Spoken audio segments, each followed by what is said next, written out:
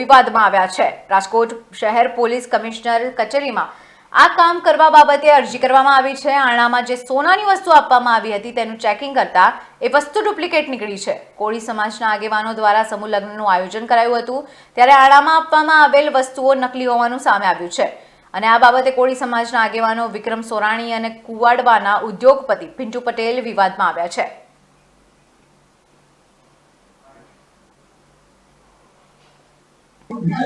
હકીકત જ્યારે 555 સમૂહ લગ્નનો એરપોર્ટ પાસે આપણે આયોજન કરવામાં આવ્યું ત્યારે દીકરી અને દીકરા તરફથી વિધિનું કાર્ય પૂરું થયું પછી આશીર્વાદ દેવા માટે જે કઈ દાતાઓ હોય તે દાતાઓ તેમની હાથે દીકરીઓને સોના અને ચાંદી અને મેટલ જે કઈ લઈને આવ્યા હોય તે અર્પણ કરતા હોય છે।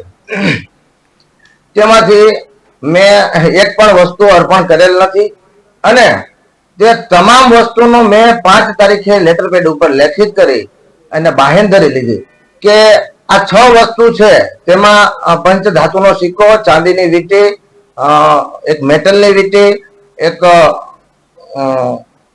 સોનાની ચૂક, એક ચાંદીના વીછ્યા, એમ કરીને ટોટલ 6 વસ્તુ છે।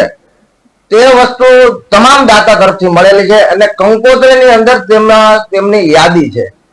તો છતાં પણ દાતા આપવામાં કઈ મિસ્ટેક હોય, માનો કે દાતાએ કઈ આપેલી વસ્તુમાં ફેરફાર હોય તો હું એમનો 100% જવાબદાર છું કે ગમે ત્યારે મારી ઓફિસે આવી અને મને વાત કરે, જેથી કરી અને હું દાતાઓને કહી અને એમાં ફેરફાર કરવા આજે તૈયાર છું। તમે જે લિસ્ટ આપી માં કઈ લખ્યું નથી?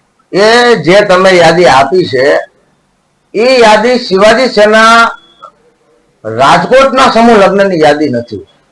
એ યાદી શિવાજી સેના જામનગર સમૂહ લગ્ન હોય, શિવાજી સેના કચ્છ જિલ્લા સમૂહ લગ્ન હોય, અમરેલી હોય, દ્વારકા હોય, પોરબંદર હોય, જેમ કે એ જિલ્લાની સમિતિ દ્વારા એ આયોજન થયું હોય તેમની અંદર લિમિટેડ આંકડો હોય, માનો કે 50 દીકરી કંઈક થાય કે 11 થાય કે 51 થાય તો એ લિસ્ટ તેમનું છે, પણ કોઈ સમજવામાં ફેરફાર થઈ અને એ લિસ્ટ આમની હારે એડ થયું છે કે ભાઈ આ લોકો આટલી બધી વસ્તુ જાહેરાત કરી અને અમને ઓછી આપી, પણ હકીકતની માલપા એ રાજકોટ સમૂહ લગ્ન